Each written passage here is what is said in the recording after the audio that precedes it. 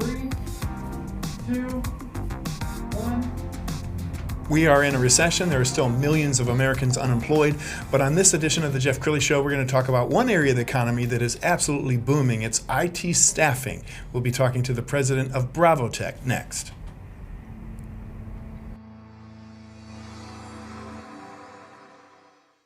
Many are predicting that the worst is yet to come, which is unfortunate, said one person here.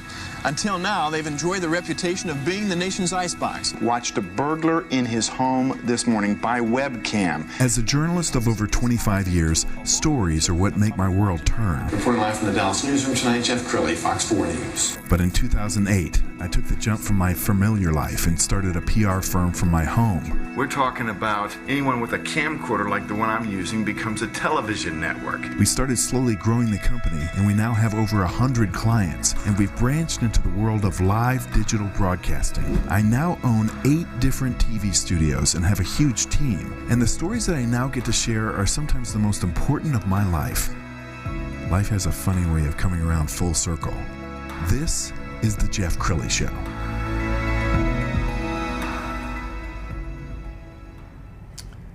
Well, heads up, parents, if you have a young child who is into technology, gaming, computers, encourage that, feed that, because there is great opportunity and it's only getting more vibrant every single day. To talk about that, Andrew Jackson, he's the president of BravoTECH. Thank you for coming on the show. Thank you for having me. So IT, you really had some foresight because you started this company now 25 years ago, is that right? Yes, exactly. In 2021, it'll be 25 years. And at the time you started the company, this is the mid-90s, so the internet's just starting to take off. Right, and I worked for another company in engineering staffing, and we started to get some IT opportunities, and I thought, what a great time to break away and try something different. So I got a business partner, and off we went. Okay, IT staffing, it is absolutely on fire. In fact, you were just awarded a really nice honor, the DBJ Middle Market 50. We're going to show the page right there. Tell us about that award and what that means to you. Well, we were really excited to win it. That was based on revenue 2017, 18, and 19, so it was a 3-year run. And appreciate the recognition, and our team worked really hard to grow a lot in that period of time. Okay, you got to talk about the pandemic. Does the pandemic help you because now we have so many people working remotely? So yes and no. At first, it hurt a lot. It hurt us as well as other companies and our customers as well. One of the things is just our area here, a lot of petrochemical business was already slowing down, then the pandemic hit, so it was a tough hit. But then what happened is companies started to come back, and they also realized that people were going to be working remote. They needed to have the technology to make them work remote, so that helped. And then people were using contractors more often because they weren't sure. A little bit of uncertainty, so they used temporary staff, temporary IT staff as they build back and kind of figure out where they're going to go. And so those jobs in IT have got to be in demand right now because companies, CEOs that had never really thought about it are suddenly having to create a director of IT, right? Yes, they usually call those the CIO, Chief Information Officer, yeah. And I think a lot of companies are realizing that they can push through applications to be a remote workforce, and that's helping IT in general. Let's talk about cybersecurity because I think that's on top of everybody's mind these days. I get dozens of emails. Even when I get an email from my bank, I worry, is this really my bank? What kind of needs does that create in the cyber staffing world? Right. A lot. There's a lot of growth, and it's a hot area. It's actually super hot. You can't find enough good qualified people in the area. It's hard.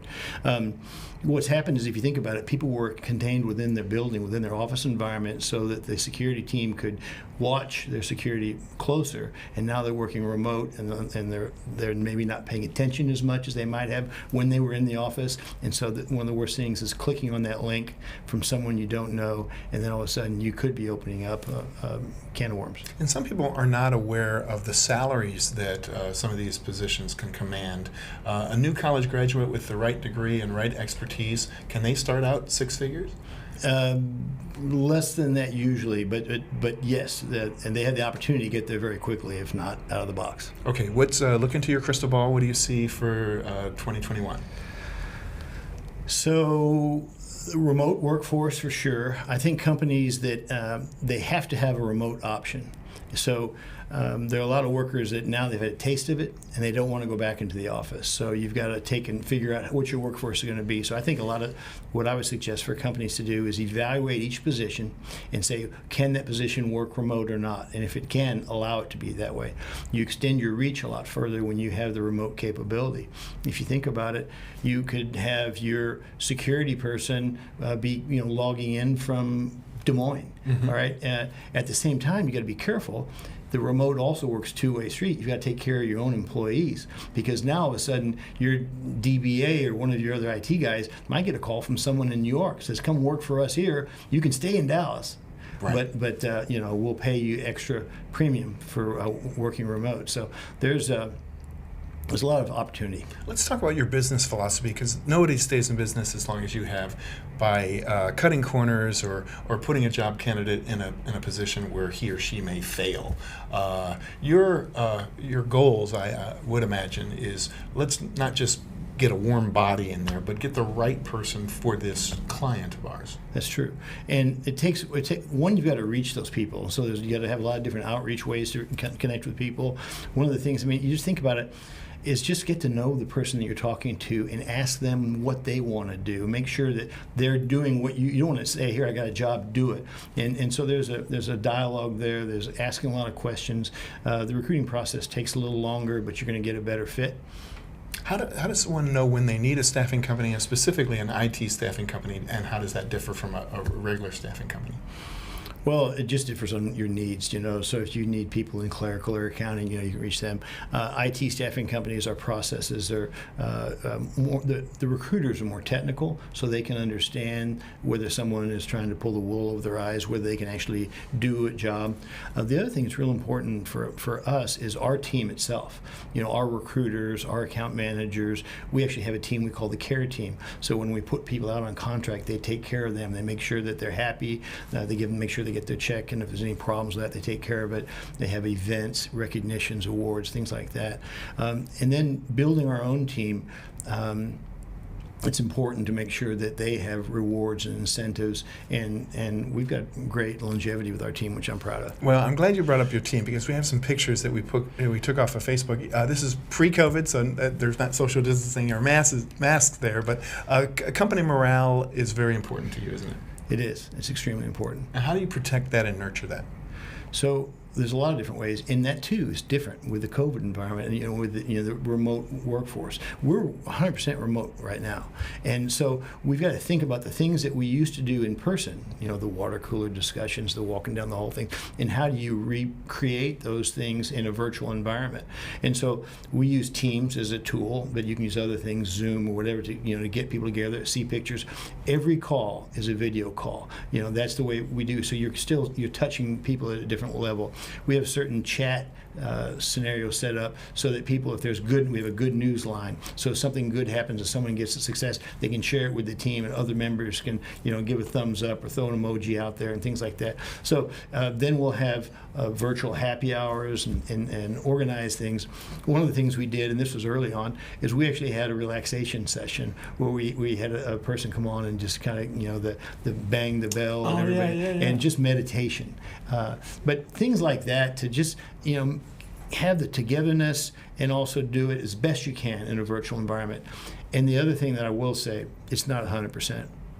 When we first got into it, people said, wow, this is terrible. Then all of a sudden, it's great. Let's stay this way forever. And now it's kind of that, well, it works for some. It doesn't work for everybody, the virtual side of things. And then we just have to have a kind of a hybrid approach. So we'll do some things virtually and some things in person. And as we get a vaccine and things like that, the percentage of in-person will obviously increase. And I think it forces bosses to be nimble and adapt. And you also gives you greater appreciation for your employees, because many of them are social creatures and they're used to hanging out at the water cooler, as you said, and now suddenly they're alone.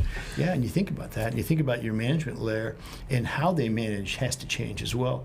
And one of the things, I was talking with someone in my office the other day, a manager who used to be like a cheerleader, like rah, rah, rah all the time, might not work in a virtual thing where you actually have to be more of a coach and you have to help people in a new environment and deal with people a different way. And so we've realized that the management layer has to really adapt, as you said. Wow, this has been fascinating. We're going to have you back again. And congratulations on your success. Well, thank you very much. You bet. We're going to put the website up so everybody can get in touch. Andrew Jackson, BravoTECH.com is the website. And congrats on the Middle Market 50 from the Dallas Business Journal. On behalf of my team, thank you. Yeah. Well, that's it for now. We'll see you next time.